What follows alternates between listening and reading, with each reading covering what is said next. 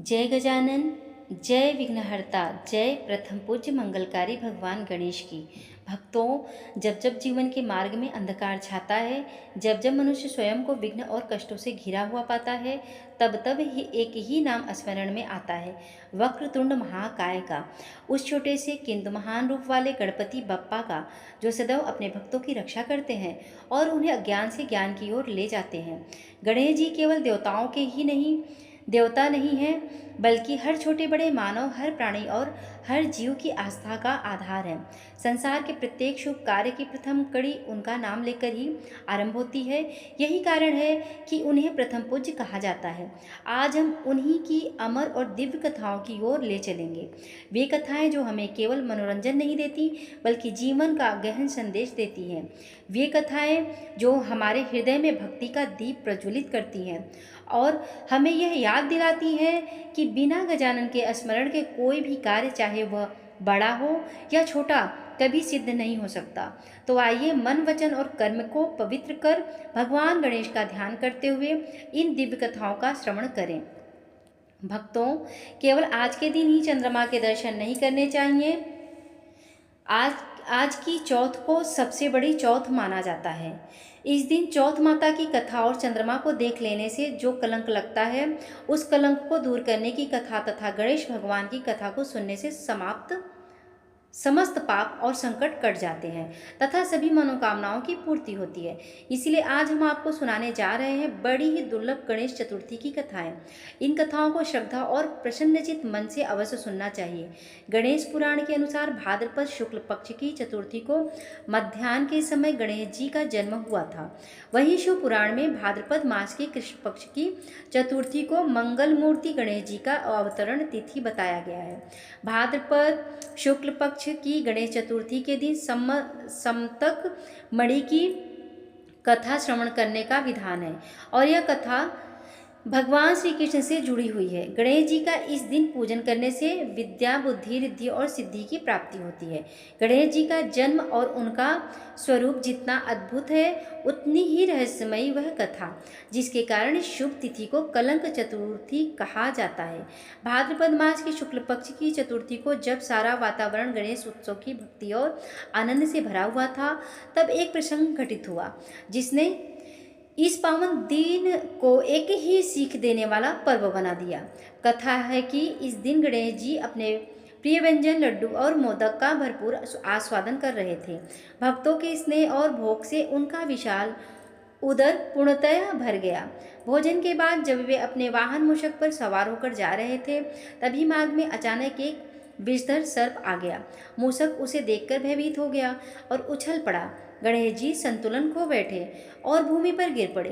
गिरने से उनका उदर फट गया और उसमें भरे लड्डू चारों ओर बिखर गए। गणेश जी ने धैर्यपूर्वक उन लड्डुओं को समेटा और अपनी दिव्य शक्ति से पुनः पेट में भर लिया। फिर उसी सर्प को पकड़कर कमर में लपेट लिया और मूषक पर पुनः विराजमान हो गए।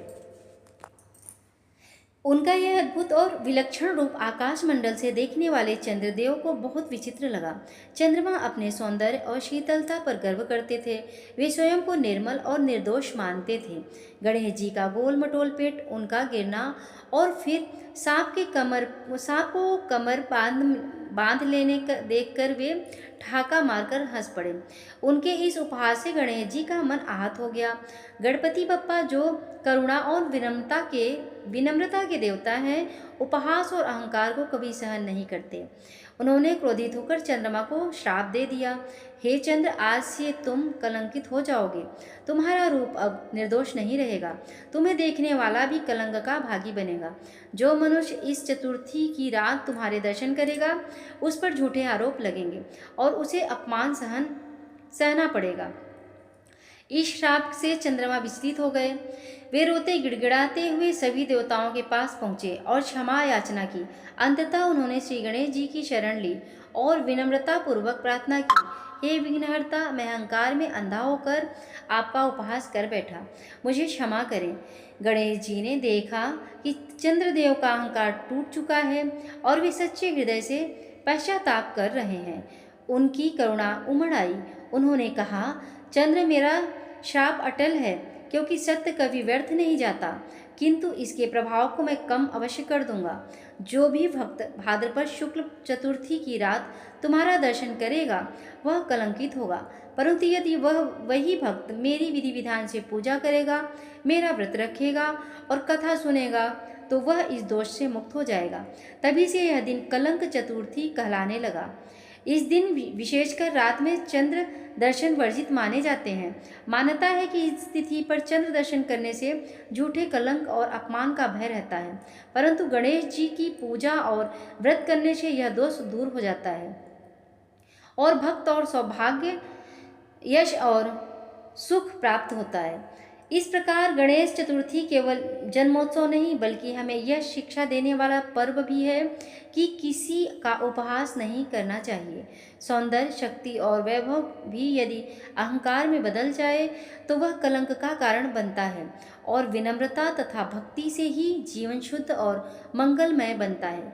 गणेश चतुर्थी को कलंक चतुर्थी कहे जाने के पीछे एक और रोचक कथा जुड़ी है जो स्वयं भगवान श्री कृष्ण से संबंधित है।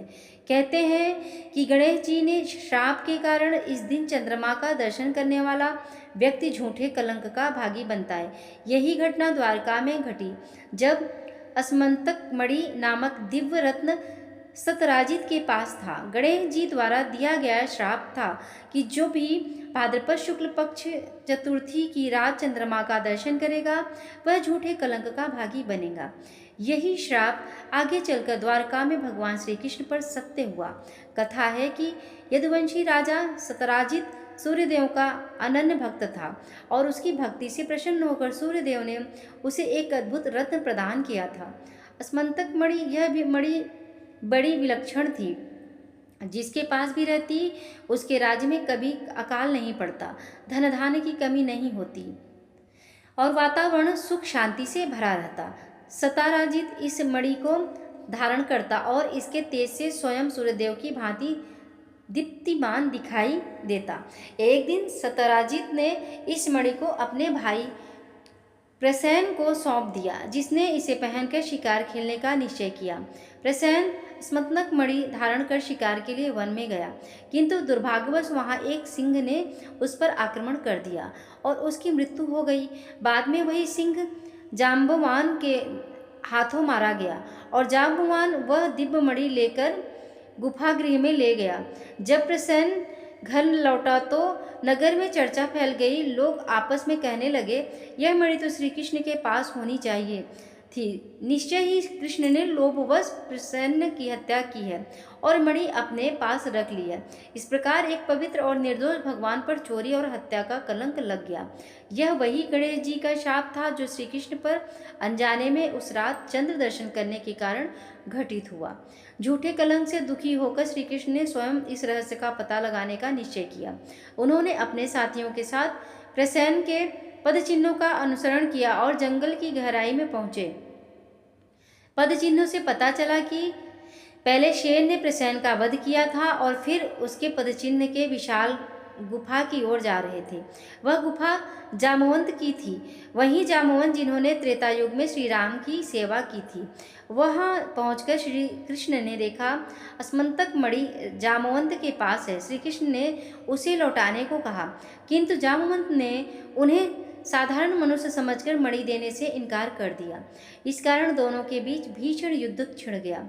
यह युद्ध कोई 1-2 दिन नहीं बल्कि पूरे 28 दिन तक चला। दोनों वीर योद्धाओं के प्रहारों से पूरी गुफा गूंज उठी और देवताओं तक को यह युद्ध विचित्र प्रतीत हुआ। अंततः जब जामवंत ने देखा कि इतने दिनों के युद्ध के बाद भी यह दिव्य पुरुष अजय है, तब उन्होंने ध्यान से उनके तेज और स्वरूप को देखा। तभी उन्हें स्मरण हो गया कि यह कोई और नहीं बल्कि स्वयं त्रेता युग के उनके आराध्य भगवान श्री राम के ही रूप हैं। वे श्री कृष्ण के चरणों में गिर पड़े और क्षमा याचना की।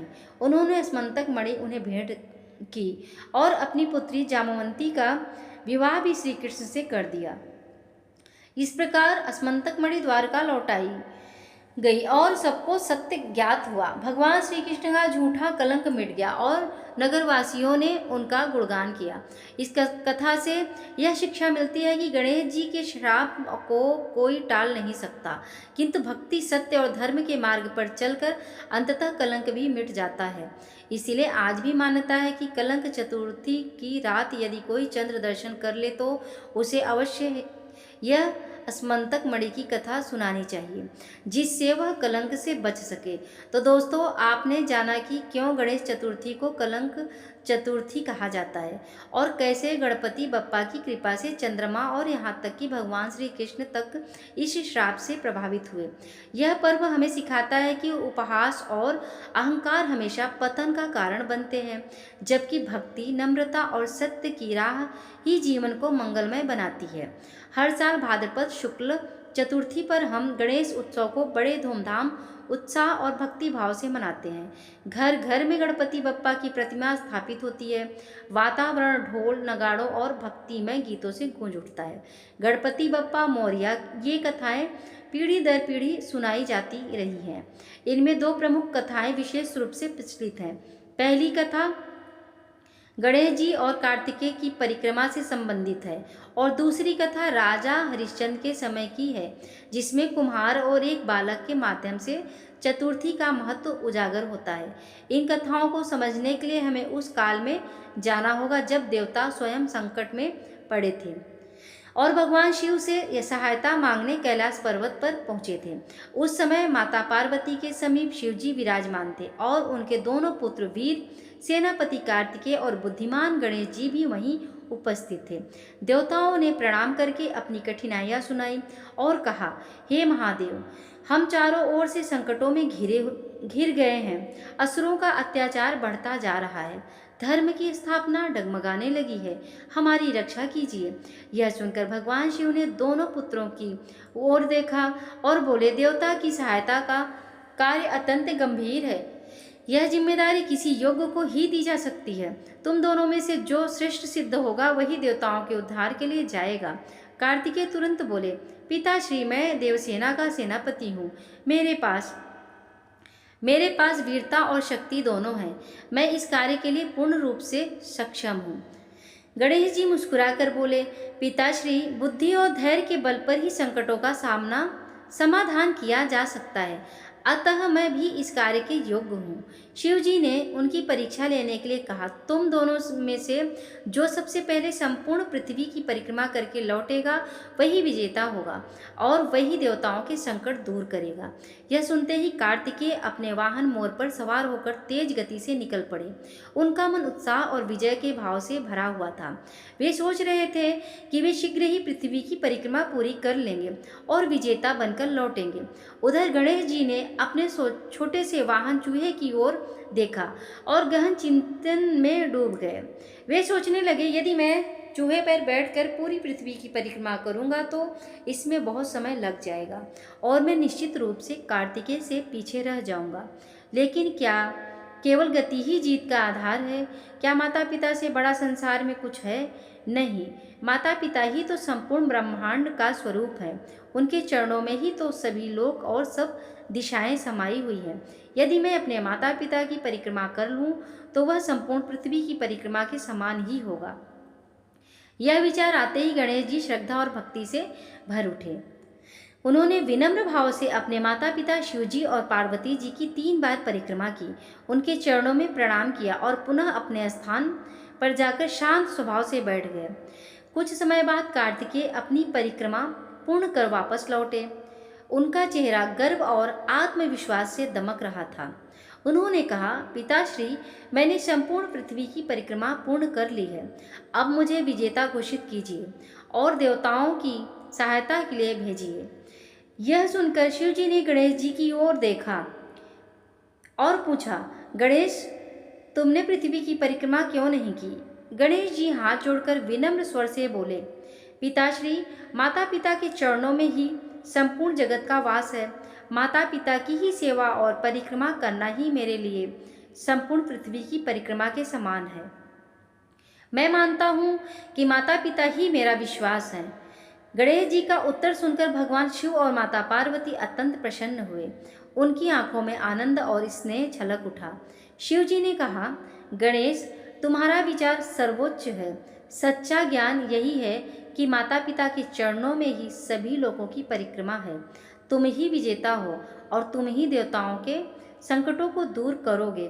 इसके साथ ही शिवजी ने गणेश जी को आशीर्वाद देते हुए कहा, आज से चतुर्थी के दिन जो तुम्हारा पूजन करेगा और रात्रि में चंद्रमा को अर्घ्य अर्पित करेगा, उसके जीवन के तीनों प्रकार के ताप, आध्यात्मिक, अति भौतिक और आधिदैविक, सब दूर होंगे। उसे पुत्र पौत्र धन वैभव और सुख समृद्धि की प्राप्ति होगी। तभी से गणेश चतुर्थी और संकष्टी चतुर्थी के व्रत का प्रारंभ हुआ। अब दूसरी कथा आती है जो चतुर्थी के महत्व को और अधिक प्रकट करती है। यह घटना सत्यप्रिय राजा हरिश्चंद्र के समय की है। उनके राज्य में एक कुम्हार रहता था जो मिट्टी के बर्तन बनाकर जीवन यापन करता था, परंतु उसका सबसे बड़ा दुख यह था कि उसके बर्तन कभी अच्छे से पकते ही नहीं थे, वे कच्चे ही रह जाते। इससे वह परेशान और निराश रहने लगा। एक दिन उसने अपनी समस्या एक पुजारी से बताई। पुजारी ने उसे विचित्र उपाय सुझाया। यदि तुम चाहते हो कि तुम्हारे बर्तन अच्छे से पक जाएं, तो किसी छोटे बालक को बर्तनों के साथ भट्टी में डाल दो, तभी तुम्हारे बर्तन पकेंगे। यह सुनकर कुम्हार पहले तो घबराया, परंतु लालच और अंधविश्वास के कारण उसने ऐसा करने का निश्चय कर लिया। संयोग से उस दिन चतुर्थी का दिन था। कुम्हार ने एक मासूम बालक को पकड़कर बर्तनों के साथ भट्टी में डाल दिया। उधर उस बालक की माँ का हृदय व्याकुल हो उठा। वह रोती चिल्लाती गणेश जी से प्रार्थना करने लगी, हे विघ्नहर्ता गणेश, आप ही संकट मोचन हैं, आप ही सबकी रक्षा करते हैं। कृपा करके मेरे बच्चे को सुरक्षित रखिए, आप ही मेरे एकमात्र आश्रय हैं। उसकी करुण पुकार सुनकर गणेश जी का हृदय द्रवित हो गया। उन्होंने अपनी दिव्य शक्ति से उस बालक की रक्षा की। अगली सुबह जब कुम्हार ने भट्टी खोली तो यह देखकर दंग रह गया कि उसके बर्तन पूरी तरह पक चुके थे और चमक रहे थे, परंतु बालक सुरक्षित और स्वस्थ बैठा हुआ था। उसके शरीर का बाल भी बांका नहीं हुआ था। यह देखकर कुम्हार भयभीत हो गया। वह तुरंत राजा हरिश्चंद्र के दरबार में पहुंचा और पूरी घटना सुनाई। राजा ने आश्चर्यचकित होकर उस बालक और उसकी माँ को बुलवाया। तब माँ ने सबके सामने कहा, कल चतुर्थी का दिन था। मैंने पूरे विश्वास से गणेश जी की पूजा और प्रार्थना की थी। गणेश जी ने मेरे पुत्र की रक्षा की और कुम्हार के बर्तनों को भी पूर्णता प्रदान किया।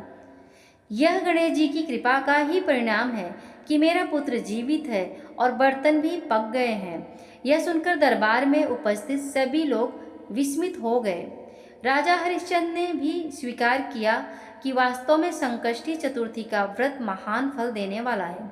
उस दिन से यह परंपरा प्रारंभ हुई कि माताएं अपने बच्चों की दीर्घायु, स्वास्थ्य और सौभाग्य की कामना से चतुर्थी का व्रत करने लगी।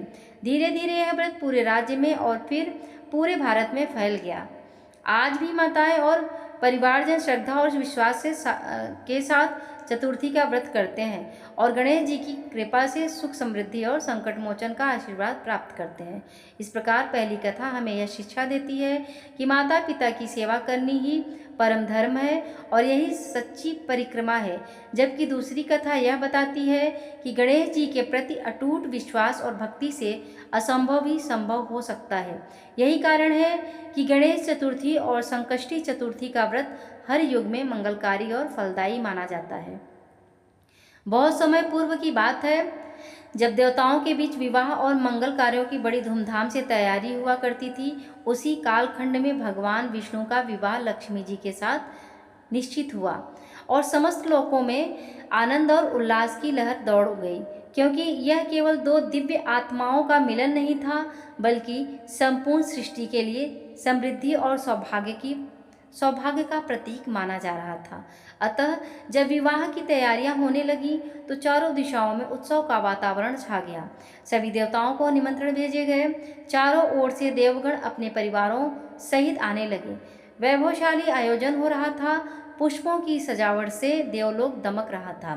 स्वर्गीय गंधरस की वर्षा हो रही थी। हर ओर मंगल गीत गूंज रहे थे। किंतु इस भव्य आयोजन में एक चूक रह गई, और वह कि गणेश जी को औपचारिक रूप से निमंत्रण नहीं भेजा गया।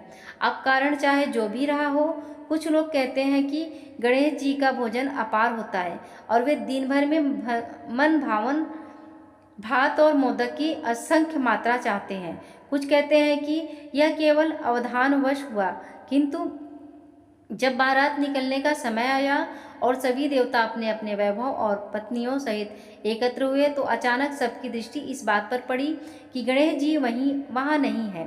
देवताओं में आपस में चर्चा होने लगी। क्या गणेश जी को सचमुच निमंत्रण नहीं भेजा गया, या उन्होंने स्वयं आने से इनकार कर दिया? यह प्रश्न सबको विचलित कर रहा था। तभी किसी ने सुझाव दिया कि सीधे भगवान विष्णु से ही इस विषय में पूछा जाए।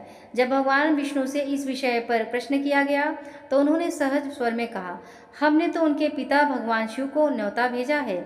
यदि गणेश जी अपने पिता के साथ आना चाहें तो आ सकते हैं। अलग से निमंत्रण की आवश्यकता नहीं समझी गई। और फिर आप सब जानते हैं कि गणेश जी दिन भर में विपुल मात्रा में चावल, मोदक और भोजन चाहते हैं। यदि वे आएंगे तो हमारे ऊपर अतिरिक्त भार आ जाएगा। इसीलिए यदि वे न आए तो कोई बड़ी बात नहीं। इस पर देवताओं में कुछ ने यह भी कहा, यदि गणेश जी बारात के साथ चले गए तो अपनी मूषक सवारी पर धीरे धीरे पीछे रह जाएंगे। इसलिए उन्हें घर की रखवाली करने के लिए द्वारपाल बनाकर बैठा देना ही उचित होगा। यह सुझाव सबको अच्छा लगा और विष्णु भगवान ने भी इसे स्वीकार कर लिया। अंततः जब गणेश जी वहां पहुंचे तो उन्हें समझा बुझाकर द्वारपाल के रूप में घर की रक्षा करने के लिए बिठा दिया गया। यह गणेश जी के लिए अत्यंत अपमानजनक था, क्योंकि विवाह जैसे शुभ कार्य में प्रथम पूज्य को दरकिनारा कर द्वारपाल बना देना उनका अनादर था। तभी नारद मुनि वहां से गुजरे और उन्होंने देखा कि गणेश जी द्वार पर ही बैठे हैं, तो वे पास जाकर बोले, हे विघ्नहर्ता, आप यहाँ क्यों बैठे हैं? बारात के साथ क्यों नहीं गए? गणेश जी ने भारी मन से उत्तर दिया, विष्णु भगवान ने मेरा अपमान किया है, मुझे आमंत्रित नहीं किया और बारात से अलग द्वारपाल बना दिया। यह सुनकर नारद जी ने मुस्कुराते हुए कहा, गणपति, आप केवल मौन रहकर अन्याय सहन क्यों कर रहे हैं? यदि आप चाहें तो अपनी मूषक को आगे भेज दीजिए। वह धरती में सुरंग बनाकर मार्ग में विघ्न उत्पन्न कर देंगी और बारात की गाड़ियां वहीं धंस जाएंगी। तब सबको आपके महत्व का भान होगा और वे आपको सम्मानपूर्वक बुलाएंगे। नारद की बात सुनकर गणेश जी ने अपनी मूषक को भेजा और उनसे धरती में ऐसा सुरंग बनाया कि जब बारात वहां से गुजरी तो रथ और बैलगाड़ियों के पहिए एकदम धंस गए। लाख प्रयत्नों के बाद भी पहिए बाहर नहीं निकले। देवताओं ने तरह तरह के उपाय किए, मंत्र पढ़े, यज्ञ किए, किंतु पहिए और गहरे धंसते गए और जगह जगह से टूट भी गए। अब सब देवता चिंता में डूब गए। तभी नारद जी ने उन्हें समझाया, आप सबने गणेश जी का अपमान किया है, इसीलिए यह संकट आया है। यदि आप गणेश जी को सम्मानपूर्वक बुलाएंगे और उनका पूजन करेंगे तो मार्ग प्रशस्त होगा। यह सुनकर भगवान शंकर ने अपने दूत को भेजा और गणेश जी को आदरपूर्वक बुलाया गया। उनका भव्य पूजन किया गया। तब रथ के पहिए बाहर निकले, किंतु वे टूट चुके थे। तब पास के खेत में हल चला रहा एक हाथी बुलाया गया। उसने गणेश जी का ध्यान कर उनकी वंदना की और फिर पहियों की मरम्मत कर दी। हाथी ने कहा, हम तो मूर्ख और अज्ञानी हैं, फिर भी कार्य प्रारंभ करने से पहले गणेश जी की वंदना करते हैं, लेकिन आप देवता होकर भी उन्हें भूल गए। यही कारण है कि यह संकट आया। सभी देवताओं ने अपनी गलती स्वीकार की, गणेश जी की जय जयकार की और बारात आगे बढ़ी। अंततः विष्णु भगवान का लक्ष्मी जी के साथ विवाह संपन्न हुआ और सब सकुशल लौट आए। सबने स्वीकार किया कि गणेश जी ही विघ्नहर्ता और प्रथम पूज्य हैं। इसी प्रकार चौथी कथा में भी गणेश जी की महिमा प्रकट होती है। एक बार भगवान शिव और माता पार्वती नर्मदा नदी के तट पर बैठे थे। माता पार्वती ने समय व्यतीत करने के लिए चौपड़ खेलने का प्रस्ताव रखा। शिव जी सहमत हो गए, लेकिन प्रश्न उठा कि विजेता का निर्णय कौन करेगा। तब उन्होंने मिट्टी का एक पुतला बनाया, उसमें प्राण प्रतिष्ठा कर दी और कहा, बेटा तुम हमारे बीच निर्णायक बनो। खेल प्रारंभ हुआ और तीनों बार माता पार्वती जीती, किंतु जब निर्णय की बारी आई तो बालक ने शिव जी को विजेता घोषित कर दिया। यह सुनकर माता पार्वती क्रोधित हो गईं और बालक को श्राप दे दिया कि वह लंगड़ा होकर कीचड़ में पड़ा रहे। बालक ने करुणा से क्षमा मांगी और कहा कि उसने अज्ञानवश ऐसा किया है। तब माता पार्वती ने कहा, जब नाग कन्याएं आएंगी तो उनके कहे अनुसार गणेश व्रत करना, तब मुक्ति मिलेगी। 1 वर्ष बाद नाग कन्याएं आईं और उन्होंने गणेश व्रत की विधि बताई। बालक ने 21 दिन तक व्रत किया और उसकी श्रद्धा से गणेश जी प्रसन्न हुए। उन्होंने वरदान दिया कि वह चलकर कैलाश पहुंच सकेगा। वास्तव में वह बालक कैलाश गया और शिव पार्वती से मिला। उसने पूरी कथा सुनाई। तब स्वयं शिव जी ने भी 21 दिनों तक व्रत किया और माता पार्वती का मन भी शांत हुआ। बाद में पार्वती जी ने भी यह व्रत किया और कार्तिकेय से मिलने का वरदान पाया। तभी से गणेश चतुर्थी व्रत को मनोकामना पूर्ति और संकट निवारण का महाव्रत माना जाने लगा, क्योंकि इससे न केवल देवता बल्कि स्वयं शिव पार्वती तक ने लाभ प्राप्त किया। यह कथा केवल एक चमत्कार नहीं है, बल्कि यह हमें यह भी सिखाती है कि सच्ची भक्ति और अटूट विश्वास से असंभव भी संभव हो जाता है। और जब संकट की घड़ी में मनुष्य पूरे समर्पण से भगवान को पुकारता है तो देवता स्वयं उसकी रक्षा के लिए अवतरित होते हैं। इस प्रकार चतुर्थी की यह कथा हमें यह संदेश देती है कि जीवन के कितने भी बड़े संकट क्यों न हो, यदि हमारे हृदय में श्रद्धा और भक्ति है तो गणेश जी हमारी रक्षा करेंगे और हमें सुख समृद्धि, संतान, सौभाग्य और मंगलकारी जीवन का आशीर्वाद देंगे। इस प्रकार हे भक्तगण, आपने गणेश जी की अद्भुत और प्रेरणादायक कथाओं का श्रवण किया। हर कथा में एक संदेश छिपा है। कहीं माता पिता की महिमा का बोध है, कहीं संयम और तपस्या का आदर्श है, कहीं सम्मान और आदर की महत्ता, तो कहीं श्रद्धा और व्रत का महत्व। गणेश जी हमें सिखाते हैं कि जीवन में चाहे कैसी भी परिस्थितियां आएं, बुद्धि, धैर्य और श्रद्धा से हर विघ्न का निवारण हो सकता है। वे स्वयं विघ्नहर्ता हैं और सिद्धिदाता हैं। आज जब हमने उनकी महिमा गाई, उनकी कथाएं सुनी, तो मानो हमारे जीवन से भी हर एक कठिनाई धीरे धीरे हटती जा रही है और मन में केवल शांति और प्रसन्नता भरती जा रही है। आइए अंत में हम सब मिलकर एक स्वर में गाएं, वक्रतुंड महाकाय सूर्यकोटि समप्रभ निर्विघ्नं कुरु मे देव सर्वकार्येषु सर्वदा। हे गणपति बप्पा, जैसे आपने देवताओं और भक्तों के विघ्न दूर किए, वैसे ही हमारे जीवन से भी दुख और कष्ट दूर कर दीजिए और हमें ज्ञान, विवेक तथा सुख समृद्धि प्रदान कीजिए। गणपति बप्पा मोरया, मंगल मूर्ति मोरया। प्रेम से बोलिए जय श्री गणेश। ऐसे ही और भी रोचक और आध्यात्मिक वीडियो के लिए चैनल को सब्सक्राइब जरूर कर लें। दोस्तों, आपको ये कथा कैसे लगी कृपया कमेंट करके ज़रूर बताइए। वीडियो पसंद आया हो तो लाइक करें और अपने दोस्तों के साथ शेयर भी करें। कमेंट बॉक्स में जय श्री गणेश लिखना ना भूलें। फिर मिलते हैं एक और दिलचस्प वीडियो के साथ। धन्यवाद। जय श्री कृष्णा। राधे राधे।